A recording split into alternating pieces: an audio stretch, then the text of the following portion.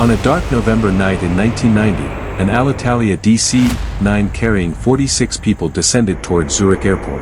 The passengers expected a routine landing after a short flight from Milan, but in less than 20 minutes after takeoff, the jet would slam into a wooded hillside, killing everyone on board.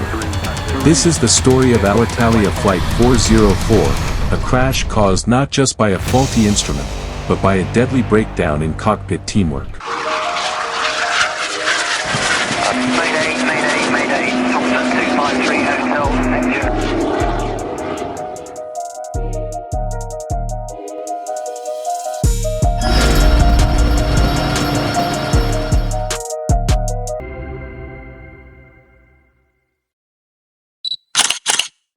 It is the evening of November 14, 1990. At Milan Linate Airport, the Douglas DC-9 of Alitalia prepares for departure. The air is damp and cool, the skies heavy with low clouds that stretch across northern Italy. On the ramp, floodlights reflect off the silver fuselage as ground crews complete final checks. In the cabin, 40 passengers settle into their seats, fastening belts, storing bags, and preparing for what seems like a short, routine flight to Zurich. The aircraft begins its takeoff roll on the runway. Passengers feel the surge of power as the DC-9 accelerates, its wheels thundering against the wet tarmac. In seconds, the nose lifts, the ground slips away, and the plane climbs smoothly into the night sky. The lights of Milan shimmer below before disappearing into thick clouds. For the first minute, there is only the sensation of climbing, the steady vibration of engines, and the faint clink of cabin service equipment being secured for flight. Inside the cockpit, the captain and first officer manage the climb, navigating through scattered turbulence. Their voices are calm, professional, and efficient. The DC-9 levels off briefly, then continues its ascent toward cruising altitude. In the cabin, passengers relax. Some close their eyes, others glance through small windows where nothing can be seen but dark, shifting layers of cloud. A few travelers quietly read newspapers, while others whisper in conversation. It is peaceful, and for many, uneventful. Outside, the world is silent, only the steady rhythm of the jet engines cutting through cold November air. The aircraft flies smoothly across the Alps, hidden above a blanket of clouds that glows faintly in the moonlight. For the next several minutes, time drifts slowly, the passengers unaware of the events that are silently aligning ahead. As the aircraft nears Swiss airspace, Zurich Air Traffic Control clears Flight 404 for an approach to runway 14. The weather at Zurich is far from ideal, visibility is limited, light rain falls across the airport, and low clouds hang thick over the approach path. This is a night that will demand precision, the kind of night where the crew must depend entirely on their instruments. The cockpit becomes more focused. Checklists are reviewed, approach speeds calculated, and the ILS system tuned for landing guidance. But inside the cockpit lies a hidden danger. Unknown to the crew, one of the ILS receivers is faulty. The captain's instruments will show a proper glide slope, a perfect, steady path to the runway. Yet the first officer's instruments are giving warning signals, showing that the aircraft is not where it should be. These conflicting indications will soon set the stage for confusion, and for disaster. The DC-9 begins its descent, slipping lower through the dark clouds. The city lights of Zurich flicker faintly below but quickly vanish in mist. In the cabin, passengers feel only a gentle downward pressure as the aircraft drops toward the airport. Many assume landing is only minutes away. Some sit quietly, preparing for arrival, while others continue conversations, unaware of the tension developing in the cockpit. The first officer grows concerned. His instruments are not matching what the captain sees. He speaks up, carefully pointing out the discrepancies. But the captain, a veteran pilot with years of experience, trusts his own set of instruments. He believes his navigation is correct. The atmosphere in the cockpit grows heavy, not with panic, but with authority and silence. The first officer's warnings are noted, but dismissed. The aircraft continues downward, locked on a path the captain believes is safe. By now, the DC-9 is only minutes from Zurich. The passengers prepare themselves, some tightening seatbelts, others peering out into total darkness. No runway lights are visible. Still, no one feels alarmed. Bad weather approaches are common, and trust in the crew remains absolute. The cockpit, however, is filled with quiet tension. Altitude decreases rapidly. The captain concentrates on his gauges, convinced they are correct. The first officer, uneasy, sees otherwise, but hierarchy prevents stronger opposition. It is the classic failure of crew communication. Outside the aircraft, Stadlerberg Hill lies hidden in cloud, directly in the path of descent. Trees rise sharply in darkness, unseen by both crew and passengers.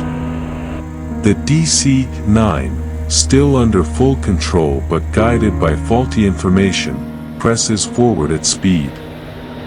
Less than 3 miles from the runway, the aircraft is far too low. Yet in the cockpit, the belief remains that the glide path is correct.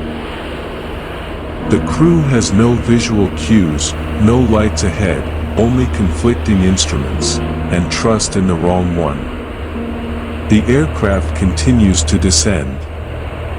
The passengers sit quietly, moments from disaster, unaware of the mountain rising in front of them. In less than a minute, the journey will end, but for now, in these last calm moments before impact, everything inside still feels like a normal flight.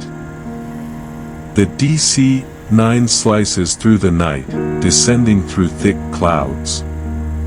Inside, the cabin is calm, passengers tighten their seatbelts, believing they are moments from a safe landing. But in the cockpit, silence hides confusion. The first officer warns that their path is wrong, yet the captain trusts his faulty instruments. Altitude falls rapidly, too low, too soon. Outside, the dark outline of Stadlerberg Hill rises, invisible in the mist. In the final seconds, there are no alarms, no time to react, only a sudden flash of trees in the headlights. At 1953 Universal Time Coordinated, Alitalia Flight 404 slams into the hillside. The night sky erupts in fire. In an instant, all 46 souls are lost. What began as a routine journey ends in silence, and a tragedy that would change cockpit communication forever. The night sky over Zurich is shattered by a fireball. For miles around, villagers see the glow of burning wreckage in the forests of Stadlerberg Hill.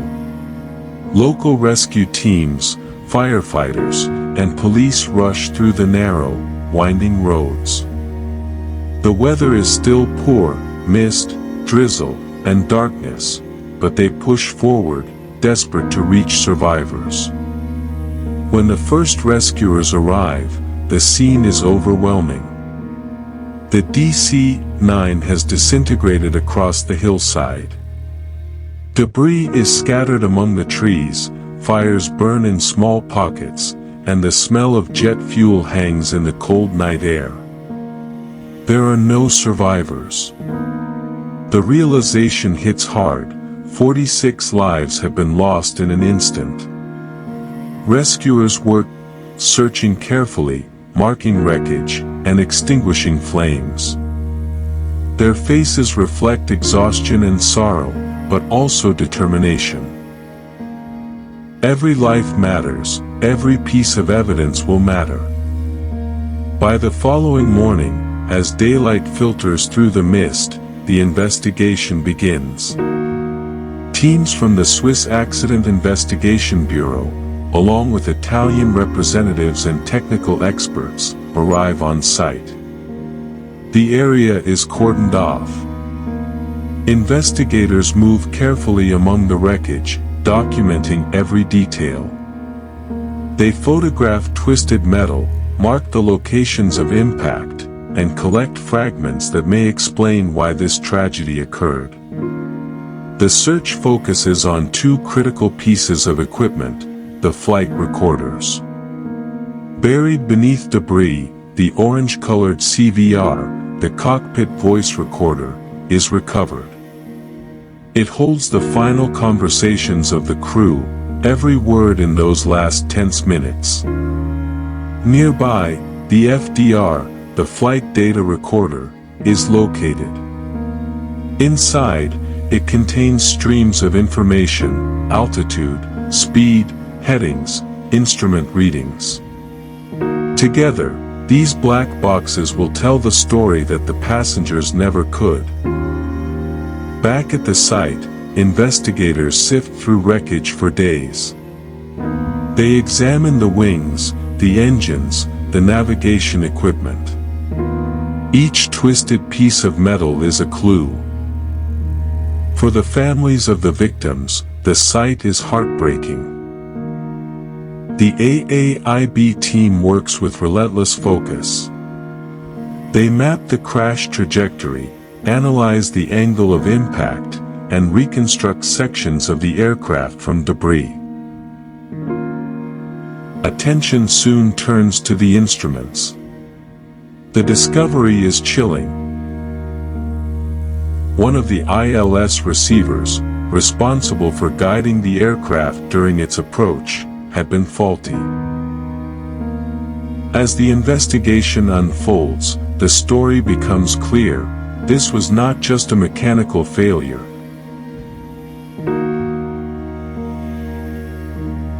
But also a human failure, a breakdown in cockpit communication, and a warning for the aviation world. In the forests of Stadlerberg, investigators piece together truth from tragedy.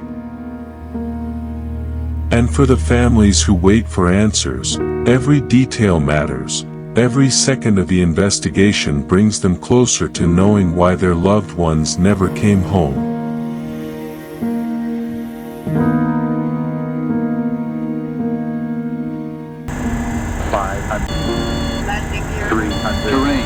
Together, they mourn the 46 souls who never returned.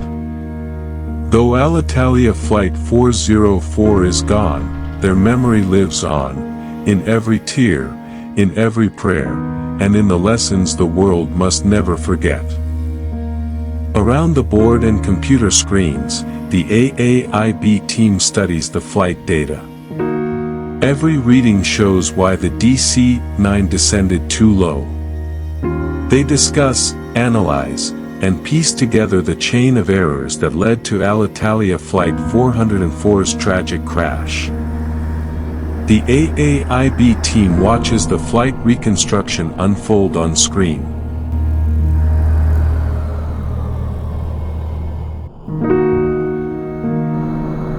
Every descent, every instrument reading reveals the truth.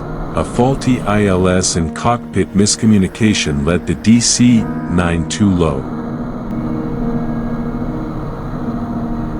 Slowly, the animation shows how Alitalia Flight 404 met its tragic end.